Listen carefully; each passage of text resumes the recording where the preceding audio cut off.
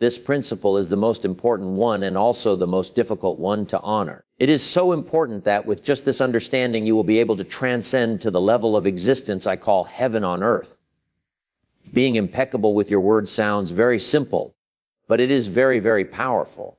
Why your word? Your word is the power that you have to create. Your word is the gift that comes directly from the divine. Ancient texts speak of the creation of the universe, saying that in the beginning was the Word, and the Word was with the divine, and the Word is the divine. Through the Word you express your creative power. It is through the Word that you manifest everything. Regardless of what language you speak, your intent manifests through the Word. What you dream, what you feel, and what you really are will all be manifested through the Word. The Word is not just a sound or a written symbol. The Word is a force. It is the power you have to express and communicate, to think, and thereby to create the events in your life. You can speak. What other animal on the planet can speak? The word is the most powerful tool you have as a human. It is the tool of magic. But like a sword with two edges, your word can create the most beautiful dream, or your word can destroy everything around you. One edge is the misuse of the word, which creates a living hell.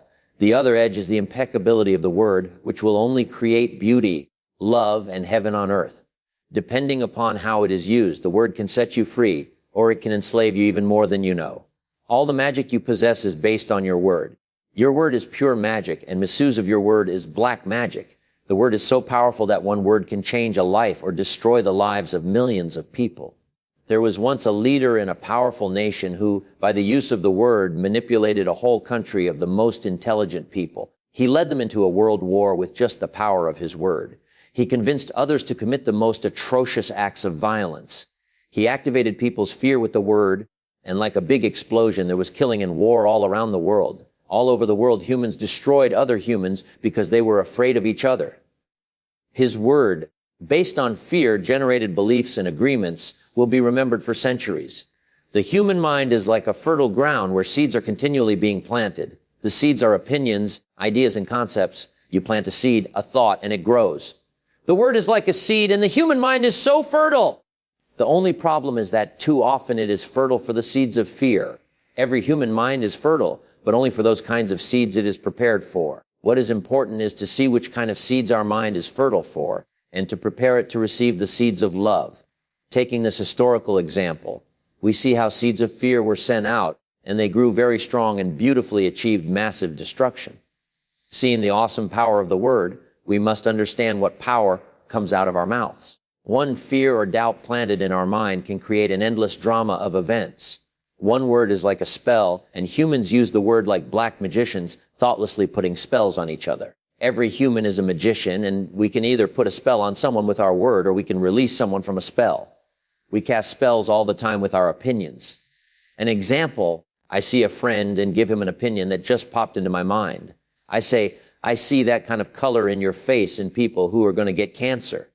If he listens to the word, and if he agrees, he will have cancer in less than one cycle of seasons. That is the power of the word. During our domestication, our parents and siblings gave their opinions about us without even thinking. We believed these opinions, and we lived in fear over these opinions, like not being good at swimming or sports or writing. Someone gives an opinion and says, look, this girl is ugly. The girl listens, believes she is ugly, and grows up with the idea that she is ugly. It doesn't matter how beautiful she is, as long as she has that agreement, she will believe that she is ugly.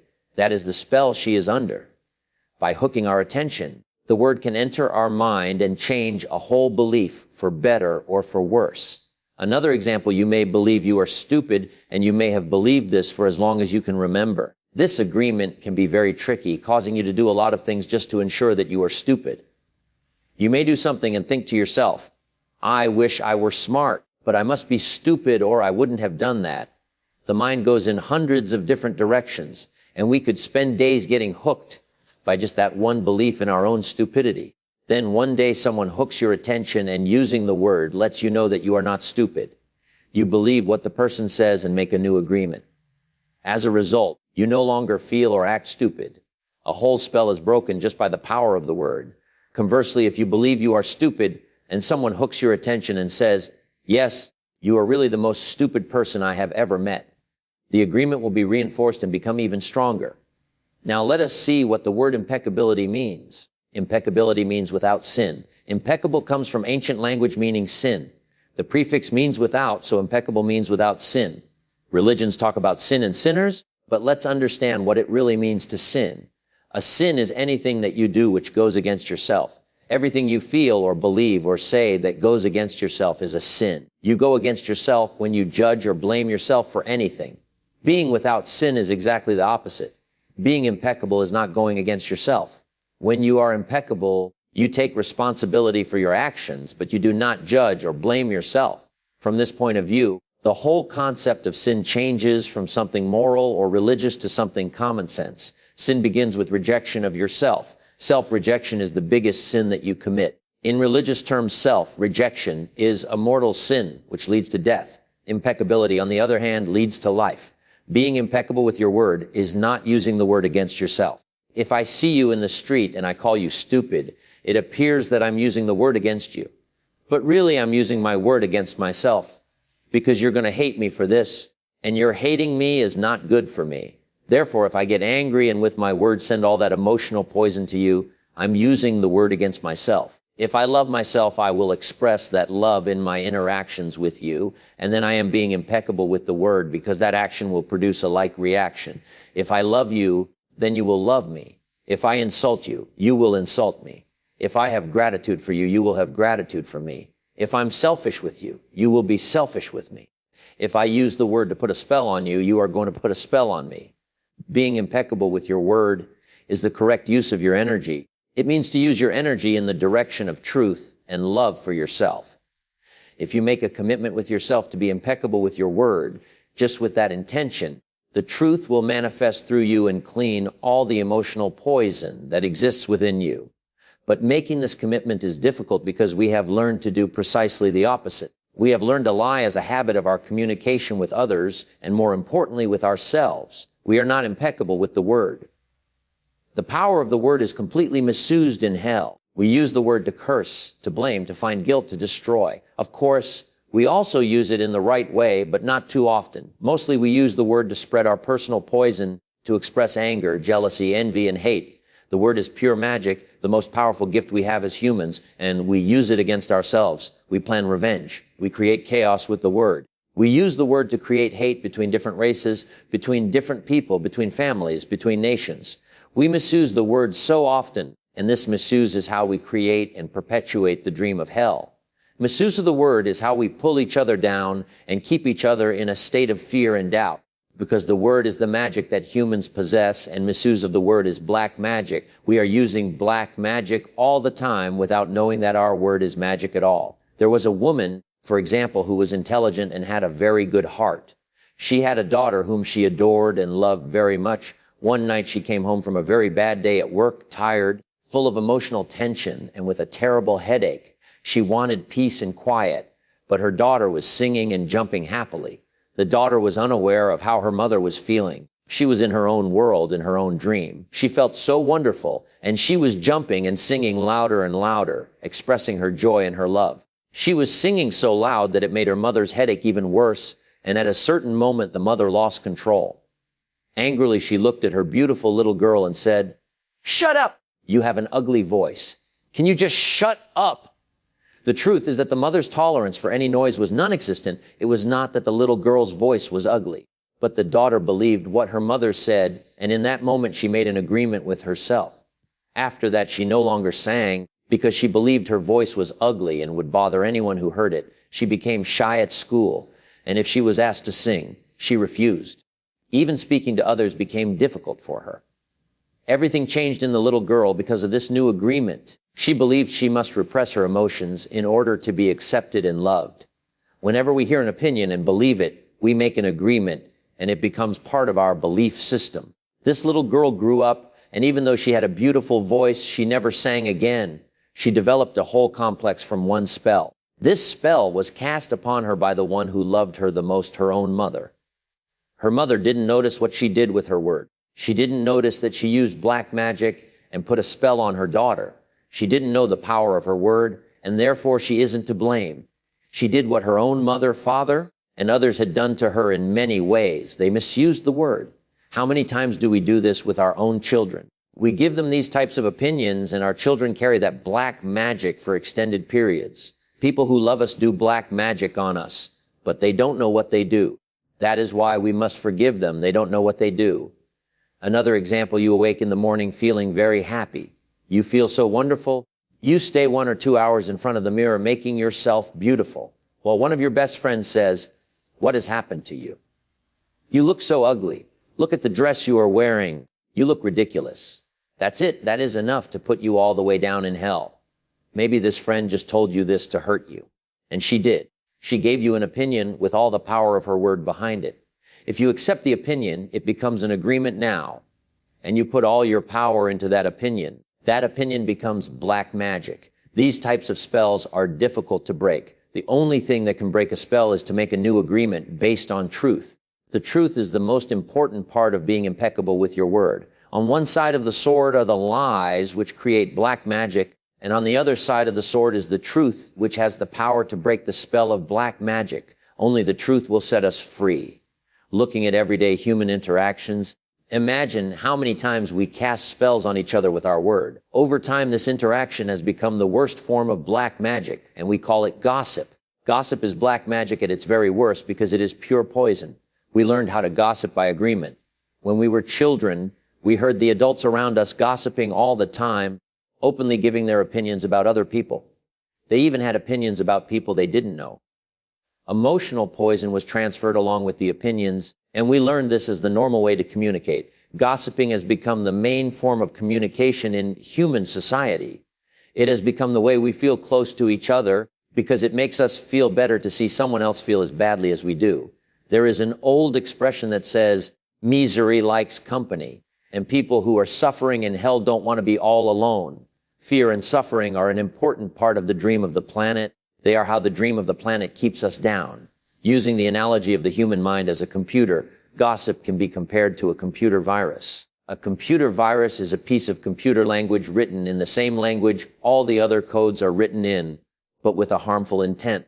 This code is inserted into the program of your computer when you least expect it, and most of the time without your awareness. After this code has been introduced, your computer doesn't work quite right, or it doesn't function at all, because the codes get so mixed up with so many conflicting messages that it stops producing good results. Human gossip works exactly the same way. For example, you are beginning a new class with a new teacher, and you have looked forward to it for a long time. On the first day of class, you run into someone who took the class before, who tells you, "Oh, that instructor was such a pompous jerk.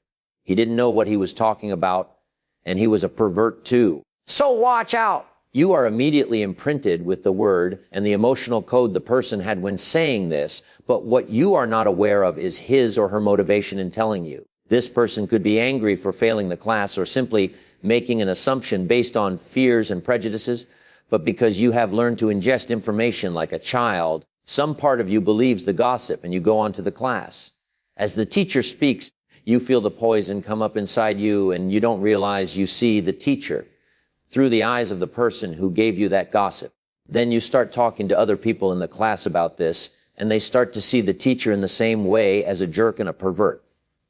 You really hate the class, and soon you decide to drop out. You blame the teacher, but it is gossip that is to blame. All of this mess can be caused by one little computer virus. One little piece of misinformation can break down communication between people, causing every person it touches to become infected and contagious to others. Imagine that every single time others gossip to you, they insert a computer virus into your mind, causing you to think a little less clearly every time. Then imagine that in an effort to clean up your own confusion and get some relief from the poison, you gossip and spread these viruses to someone else.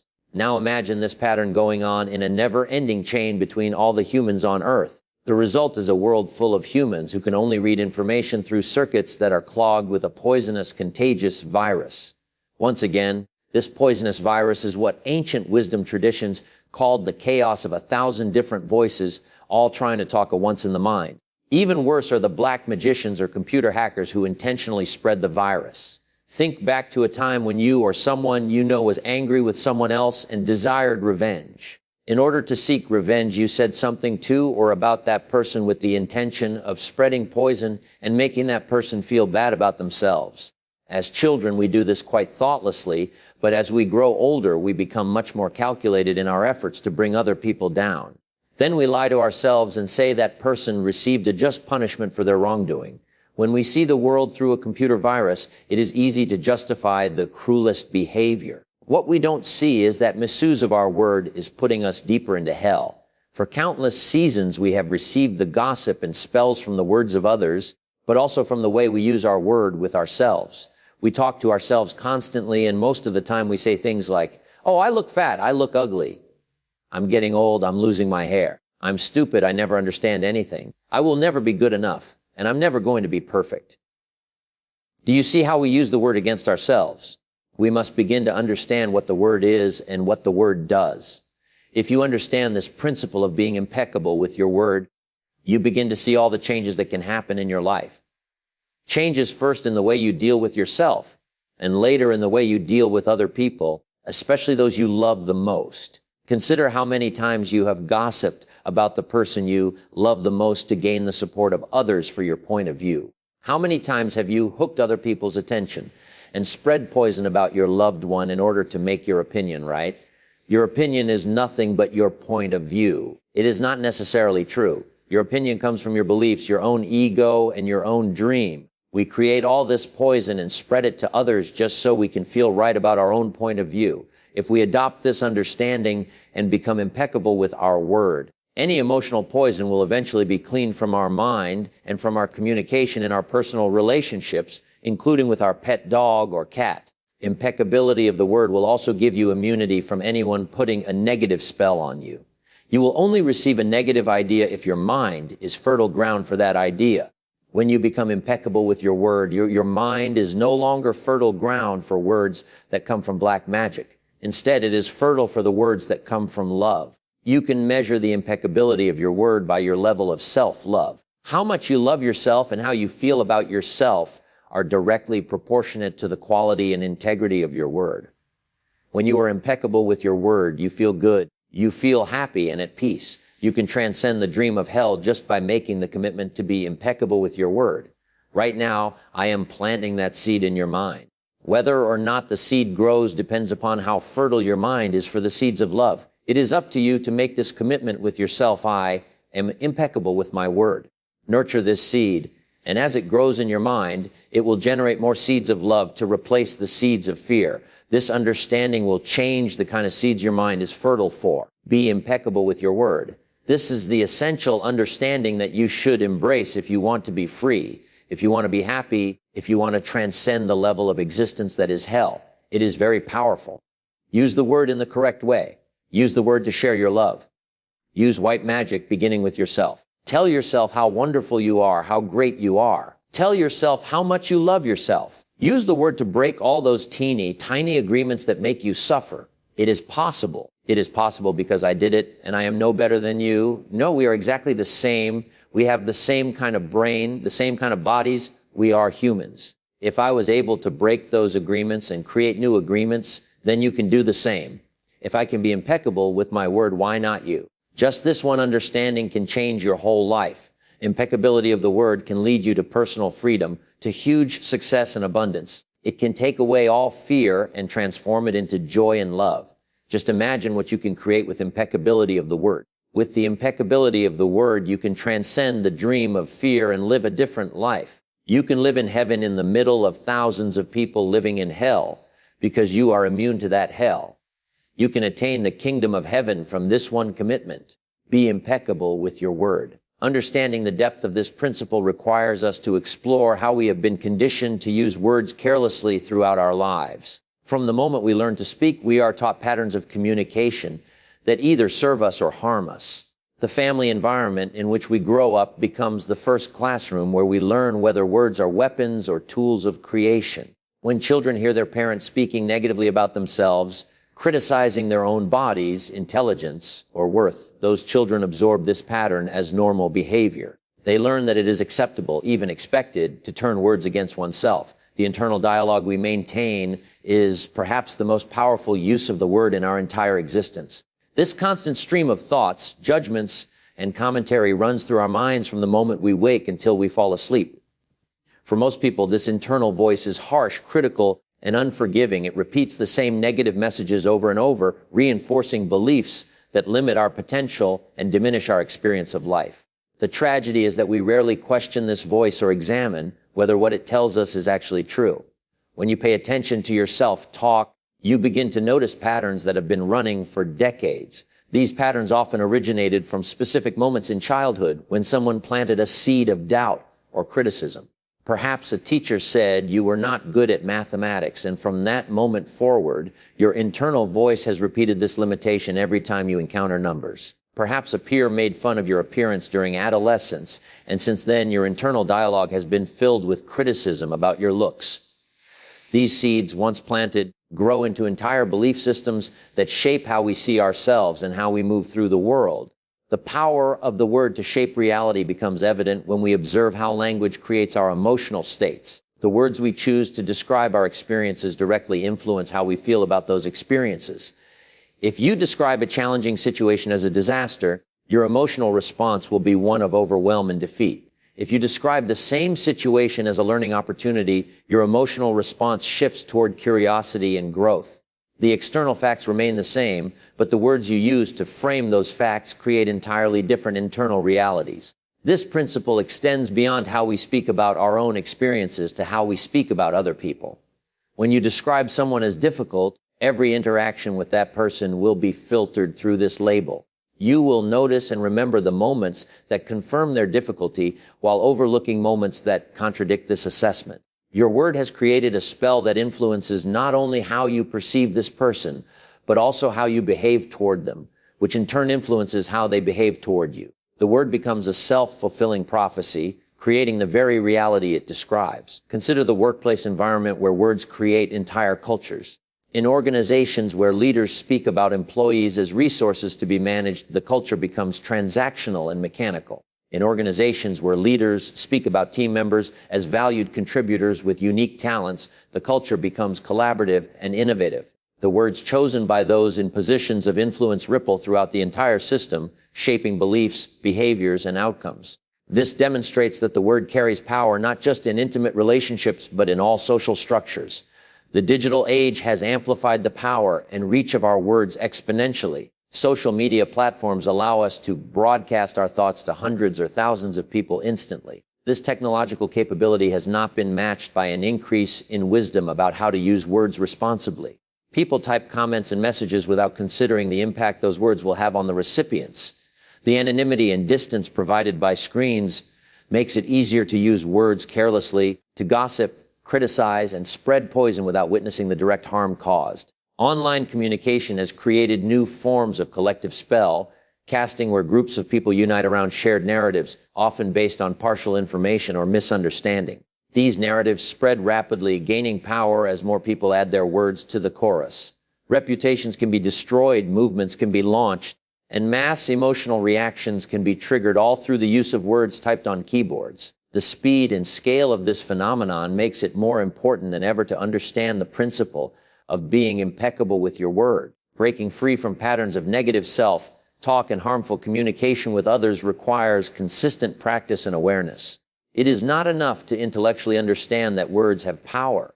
You must actively catch yourself in the moment when you are about to speak or think something that goes against yourself or others. This requires a level of mindfulness that most people have not developed because they are running on autopilot, repeating learned patterns without conscious choice. The practice begins with simple observation. Start noticing the words you use throughout the day, both in external conversations and in your internal dialogue. Notice when you judge yourself harshly. Notice when you speak about others in ways that diminish them. Notice when you exaggerate problems or catastrophize situations through your choice of words. This observation phase is crucial because you cannot change patterns you are not aware of. Once you develop awareness of your word patterns, the next step is to consciously choose different words. When you catch yourself thinking something self-critical, pause and rephrase it in a way that is truthful but not harmful. Instead of thinking you are stupid for making a mistake, you might think that you are learning and growing. Instead of describing yourself as lazy, you might acknowledge that you need rest and are honoring that need. These subtle shifts in language begin to create new neural pathways in your brain, new habitual patterns of thinking that serve your well-being rather than undermining it. The same principle applies to how you speak about and to others. Before speaking, ask yourself whether your words will contribute to love and understanding or to fear and separation. This does not mean you must always be pleasant or avoid difficult conversations. Being impeccable with your word includes speaking truth even when that truth is uncomfortable. However, there is a difference between speaking truth with the intention to help and speaking truth with the intention to harm. The difference lies in your underlying motivation and the care with which you choose your words. Relationships transform when both people commit to being impeccable with their word. Imagine a partnership where neither person uses words to manipulate, control, or hurt the other. Imagine conversations where both people speak their truth with clarity and listen with genuine openness. Imagine conflicts being resolved through honest communication rather than escalating through blame and accusation. This level of communication creates safety, trust, and deep intimacy. It allows both people to be fully themselves without fear of being attacked with words. The healing that comes from impeccable use of the word extends to your relationship with yourself. When you stop the constant stream of self-criticism and begin to speak to yourself with kindness, you create internal peace. The war that has been raging in your mind begins to quiet. You discover that you can be your own best friend rather than your own worst enemy. This shift in self-relationship is foundational to all other positive changes in life because how you treat yourself sets the pattern for how you allow others to treat you and how you treat others. Children who grow up hearing impeccable use of the word develop entirely different internal worlds than children who grow up surrounded by criticism, gossip, and careless language. They learn that words are tools for creating beauty and solving problems rather than weapons for attacking and defending. They develop healthier relationships with themselves and others because they have been shown through example that communication can be based in love rather than fear. This creates a positive cycle where each generation can potentially be more conscious and intentional with their words than the previous generation. The commitment to being impeccable with your word is not a one-time decision, but an ongoing practice that deepens over time. There will be moments when you slip back into old patterns, when you speak carelessly or think harsh thoughts about yourself. These moments are opportunities for learning rather than reasons for self-judgment. Each time you notice that you have not been impeccable with your word, you can make a new choice in that moment. You can apologize if you have harmed someone with your words. You can correct yourself. Talk if you have been harsh with yourself. You can begin again right now to use your word with intention and integrity. The freedom that comes from this practice is profound. You are no longer controlled by unconscious patterns of negative thinking and speaking. You are no longer contributing to the collective dream of fear and suffering through gossip and criticism. You are creating your own experience through conscious choice of words, and that experience becomes increasingly aligned with love, peace, and joy. This is the heaven on earth that becomes possible when you master the power of the word. Your word is the interface between your internal world and external reality. It is how you translate thoughts into action, how you connect with others, and how you shape your destiny. When used with impeccability, your word becomes a force for good in your life and in the world. When used carelessly, it becomes a source of suffering for yourself and others. The choice is always yours in every moment with every word you speak or think. Choose impeccability and watch your entire life transform.